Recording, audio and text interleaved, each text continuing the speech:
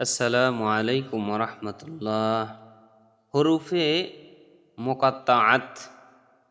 হরুফে মোকাত্তাআত এমন কিছু আয়াত রয়েছে যেই সমস্ত আয়াতগুলাকে আপনি আয়াতের শুরুতে অথবা মাঝখানে শেষের দিকে পাইবেন, কিন্তু তার কোনো অর্থ নাই। এগুলো হলো হরুফে মোকাত্তাআত। বাচ্চাদেরকে এটা মুখস্থ করে দিলে ভালো হবে ইনশাআল্লাহ। আলিফ লাম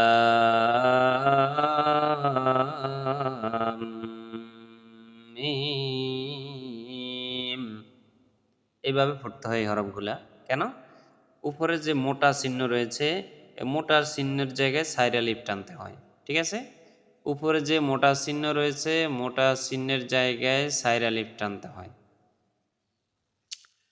এই হরফগুলা এইভাবে উচ্চারণ করতে হয়, এই জন্য এগুলো মুখস্থ করে দিবেন ইনশাআল্লাহ। হরুফে মুকাত্তাআত। আলিফ লাম মিম। এখানে মিমের উপরে তাসদীদ দিছে, এই জন্যে যে মিমের উপরে একটা গুন্না আছে, এই গুন্নাটাকে আপনাকে করতে হবে। আলিফ লাম মিম صاد।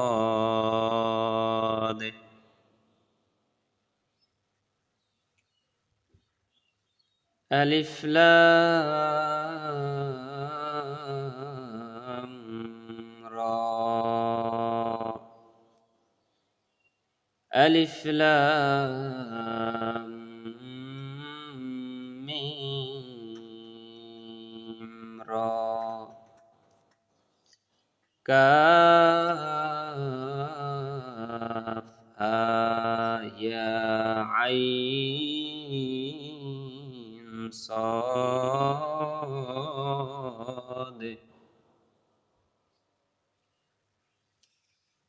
طه طاسين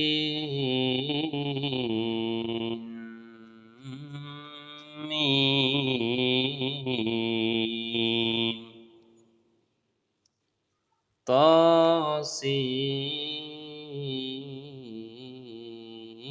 طاسين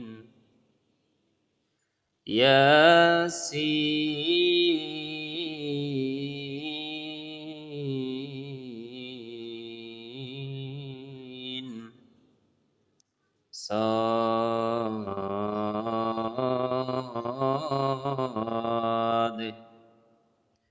حميم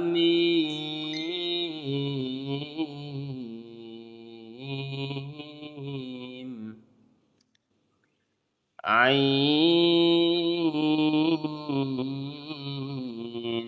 سين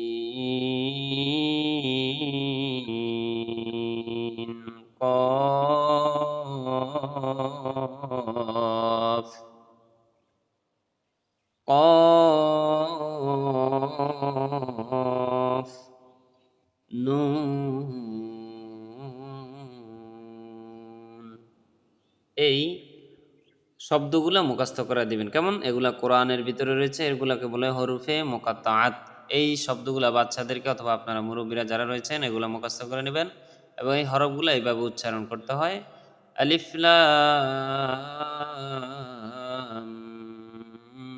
মিম। সূরা বাকারাতে না, আলিফ লাম মিম। কিন্তু আমরা পড়ি কিভাবে জানেন? আমরা পড়ি আলিফ লাম মিম, এভাবে পড়া যাবে না, এগুলা টানতে হবে, এগুলাতে গুণা করতে হবে, এগুলো ওয়াজিব। ঠিক আছে? এই জিনিসগুলা মুখস্থ করে নেবেন ইনশাআল্লাহ। ধন্যবাদ। আসসালামু আলাইকুম ওয়া রাহমাতুল্লাহি ওয়া বারাকাতুহু।